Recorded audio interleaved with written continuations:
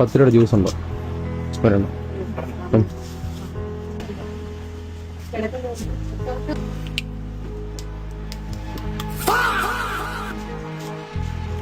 വേറെ ഏതോളെ? ഇത് വേണ്ട, ഇത് മതി. ആ കുടിച്ചായിരുന്നു. അല്ല, ചേട്ടൻ പാവല്ലേ?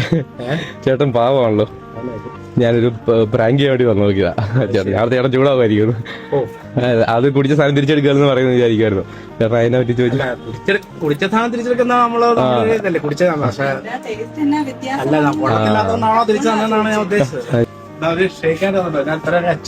അതെ, ശരിയാവാ.